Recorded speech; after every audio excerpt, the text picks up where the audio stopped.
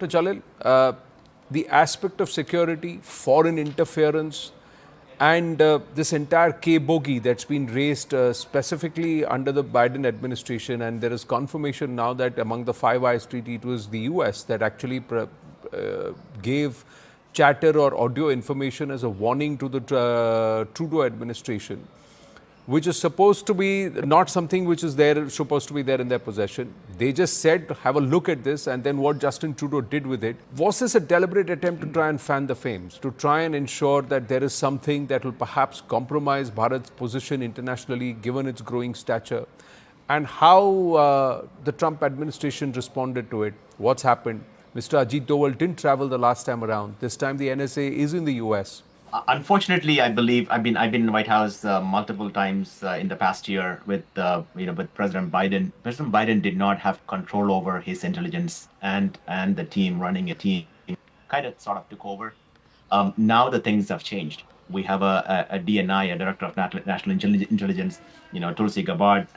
Again, she even said during her confirmation, people accuse me I'm a Modi puppet. And she said, I'm not a Modi puppet, because that was a perception some people had. So, we talk about Mike Waltz, another, NSA, National Security Advisor to the President Trump, who was a or vice chair of the India caucus. He was actually actively lobbying for India, in his past role as a congressman in the US Congress. We had Marco Rubio, who's a known friend of India. So this is going to be a much different India, much different US. And President Trump and his team has complete control over what's being said, what's been happened. And the main difference I can see in the past several visits Prime Minister Modi has made, even though the last visit, I see the invitation behind me, at the state visit, even though the Prime Minister was there, we had all the pompous and 5,000 people, including everybody, was at the White House. The mainstream media in America was not covering that visit.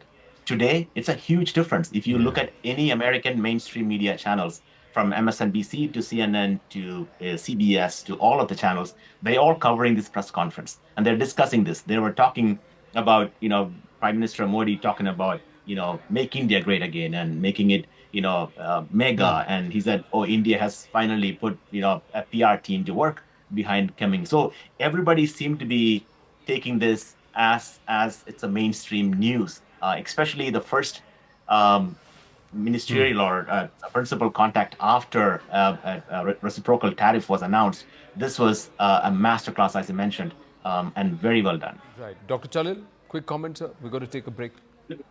No, this is excellent, because what Ambassador was saying is very true, that this is the first time in the past several years that a president from the podium has mentioned against radical Islamic terrorism.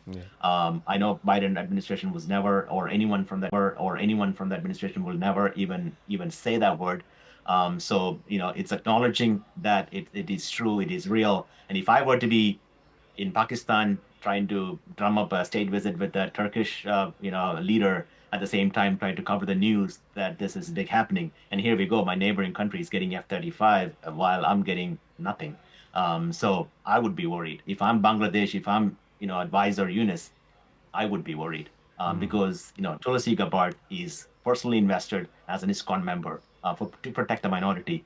She took an oath on Bhagavad Gita in the Oval Office yesterday night. Yes, interestingly, people are rallying under the banner of the Awami League, and its sister organizations actually raised slogans against the Bangladesh Chief Advisor Mohammad Yunus outside the Blair House at Washington, D.C., where PM Modi is currently staying.